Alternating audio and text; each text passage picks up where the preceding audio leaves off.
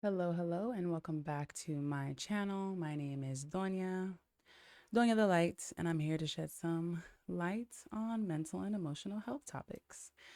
As always, if you enjoy this video, please consider subscribing. It's a great free way to support my channel. And if you like it, give it a thumbs up like and let the algorithm know that you want to see more of this. Today, I want to talk about how I became a reader and how that has helped and impacted my mental health overall. So, actually, I don't even know how long ago it was. Let's just say like a year ago, I was hanging out with a great friend of mine. Her name is Diana. We actually used to stream together on Twitch a couple years ago when my youngest was really small. Um, we were just hanging out and we went to Barnes and Noble. And at the time, I had read a couple like self help books and things like that, but I really hadn't read any fiction books. And I was at the point where I had finished. There's a Brene book behind me. It's right here, The Gifts of Imperfection. And I actually have a few videos on my YouTube channel talking about a few chapters, a few guideposts in that book if you're interested. It's a really, really great book. But I had finished The Gifts of Imperfection and I wasn't really interested in doing any more of that type of reading. So I figured, well, what else can I read? I wasn't really familiar with genres. I mean, they're pretty self-explanatory: fiction, romance, mystery, thriller, etc. But I wasn't really sure what type of book I would like. So I went over to the romance section, hopped on my phone, looked up some black authors, and grabbed a book. So I took that book home and I started reading it. And initially it was kind of just reading it when I would get the time. I did end up going to, I forgot where I went. I don't remember if it was to Arizona with my best friend Sabrina or where, but I took it with me to like read at the airport and, to read on the flight and things like that. And, I found myself just making time to read. I didn't keep it with me very often or read as often as I do now, but it was nice to just kind of be engrossed in this story and get to know this character and get to know her life and things like that. And I really enjoyed it. And then once I got to the end and finished it, I felt super proud of myself. So it was nice to be able to pick something up and finish it. You know what I mean? Like follow through and finish it. And I didn't give myself, a time limit or anything. Oh, I want to finish this book by this amount of time or whatever. But the way that I came across it was just to pick it up and read it. And I've started reading a few other romance books, and I don't quite like the way that they're written. So again, just getting to know myself and the types of books that I like to read. The other two books I got at a free book swap, which is really cool. And also small bookstores and like thrift bookstores have books for really, really inexpensive prices. So you don't always have to go to Barnes and Noble and pay, 10, 12, 15, $20 for a book. You can go to a thrift store, you can go to a thrift bookstore, especially if you're just getting started and you're not really sure what you might like. But it was a really, really cool way to just be engaged in something that was tangible and that wasn't going to melt my brain because it was just so surrounded with drama and just unnecessary blah. When it comes to reality TV and things like that, as well as just media in general, I struggle with how Black people, especially Black women, are depicted. So it was nice to get a break from that, honestly, but still just, get to know a character. And that's not to say that all shows and movies and things like that depict Black people or Black women in a degrading way or in a distasteful way, but unfortunately, it happens frequently.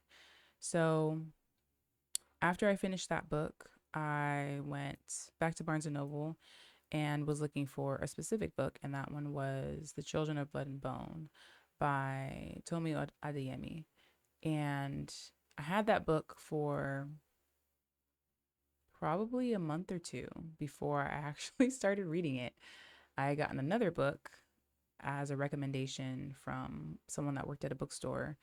And this is when I was out in Chicago with my best friend Sabrina. We went to a bookstore and we were looking specifically for bell hooks books. So I had done some research on bell hooks and actually listened to, well, I watched one of her interviews and just found her to be such an eloquent speaker. And I really was interested in the works that she had written. So I don't think that book at the time had any bell hooks books, but I asked the person who worked there, hey, what would you recommend? And they said, oh, you should try an Octavia Butler book. And I said, okay. So I flipped open to like the middle of the book, started reading a couple pages, and I said, okay, I'm going to try this one. So I took it home. I think I actually started reading it in the car on the way back to her place. Um, but yeah, just again, started allowing myself to be engrossed in the story. And something that kind of shifted for me as I made time to read was just feeling really good about sitting in my own company and in my own space, like in a cozy seat. Maybe I'm outside in the sun and just being able to enjoy myself while I'm reading. Um, it felt good to not be, it felt good to not go through the random emotional roller coaster that sometimes happens when I'm scrolling on social media because our algorithms are so, they're consistent for the most part, but sometimes you will just be thrown a video that kind of knocks you off your feet or kind of, takes you aback and you're not ready for it. Although that does happen in a book and in a story, it's less disruptive. It's more grounding because you have the background information. You know what I mean? You know what the characters have gone through. There are some assumptions you can make, maybe there's some foreshadowing, and then you can always just go back and read again. You can go back to the previous chapter and say, wait a minute, I think I missed something because what? What's happening right now? Who's doing what? Um, but it was nice to feel calm and to feel grounded and to feel like my energy and my mood were consistent. So I really, really enjoy that aspect of just being able to pick up a book and read. I also just enjoy the tangible aspect of having a book in my hands. I know that some people definitely prefer to read ebooks or like have them on your phone, but a part of my goal was to have my phone in my hand less. And I know for me, if I were reading an ebook, and I have before, if I were reading an ebook, I would absolutely start to deviate and end up on an app that I don't want to be on, at the time because yeah. Another component that helped me kind of dive into my reading was reading more to my kids at night. They would often ask for me to read them a story, but making it like a regular part of our routine and actually making sure that we have time for it is really important. I actually just went and got a whole bunch of kids' books that I'm super excited to read to them. And I have often considered reading, here on the channel because some of them need to be read to little black boys and girls. And yeah, but I set an electronics curfew for myself and my children.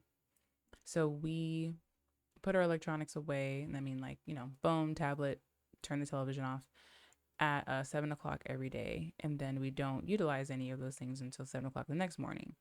Now, granted, there are some, some wiggle room. Sometimes I forget to turn off an alarm, after 7 o'clock, and I'll turn off an alarm.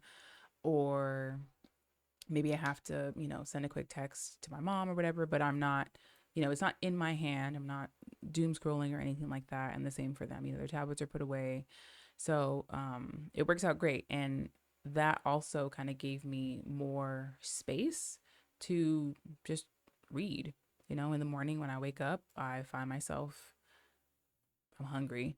Uh, even after, I figure out what I'm going to eat, I find myself just wanting to sit down and just read and just like enjoy the morning. It's nice that time doesn't feel like it's been wasted, you know what I mean, when you're reading. And again, you have that calm, grounding feeling while you're reading. Even if you're reading, I'm assuming, even if you're reading something really exciting or like something really scary, there's just something very grounding about having a book in your hands and then reading the words on the pages. So, yeah, I came across this young black man on social media who was saying that often you don't actually need to read a self help book. You could just pick up any book and you'll see yourself in that character in some way, shape, or form, or you'll see yourself in one or more of the characters. And then you kind of learn more about yourself as you watch this character developing and things like that. So it's really interesting. And I would really, really love for more black people to read. It's dope to see it happening. And, as I mentioned on here and on TikTok, if it's something that you want to do, start looking up those types of things on social media. Look up black girls who read, or black guys who read, or black people who read. If you're interested in a specific genre, if you're interested in like classic books and things like that, people are creating content about this all day, every day. You can hop on Reddit. You can, just do a simple Google search. If you go to a small local bookstore, a lot of those folks are pretty, at least one of them is pretty well versed in, authors and genres and things like that. So they can kind of help guide you if you say, hey, I really love, this specific TV show. Are there any books that are similar, to this kind of genre? And they can kind of point you in the right direction. So it's really helpful. Um, Another reason why it's really important to me that I continue to read and make it like a regular thing, especially around my boys, is because reading requires you to stop and be still and do something quietly. And as a teacher, it's really tough it was really tough for most of my students to sit and do something quietly for more than, by the end of the school year, I'd say more than about 20 minutes. That was like their threshold. They could probably push it to like 25 or 30, but for the most part, 20 minutes of, testing, 20 minutes of doing anything quietly and to themselves was tough. And it's just because they don't have practice doing that, while they're at home. While they're at home, they might be, on devices, they might be playing video games, and all of that is extremely stimulating. Reading is stimulating, but not in the same kind of way. So my hope is to, lead by example. Instead of telling my kids that they need to read more, I will read more and then read with them more so that they can recognize, hey, this is a normal thing. This is an accessible thing. This isn't just something that people do, when they're old or when they're bored, or when they don't have anything else to do, or oh, that person's just reading because they don't have video games. That may be true, but there's nothing wrong with reading, and reading can be enjoyable, and it is very enjoyable. And there are so many, like hundreds of thousands of books that exist in this world. So there's always going to be something that piques your interest and that you can connect with. So I just wanted to share kind of my journey through reading. Again, I'm not really sure how long it's been, but I think in the past 2 days, I ordered 3 from thriftbooks.com, which is a great website if you want to, avoid Barnes and Noble and large places like that, and you don't have any small local bookstores in your area, you can try thriftbooks.com. I ordered 3 from there, and then I bought 2 from Barnes and Noble. Yeah, and then I bought maybe 20 books, 20 kids books for the boys that I'm gonna read with them, in the coming days. But yeah, if you have questions, let me know in the comments. Again, if you enjoyed this video, please, please, please consider subscribing. It's a great free way to support my channel. Give this video a thumbs up, like, and yeah, thank you so much for watching. Thank you so much for listening. And I hope you pick up a book. If you're not already a reader, I hope that you can become one. Thanks. Have a beautiful day.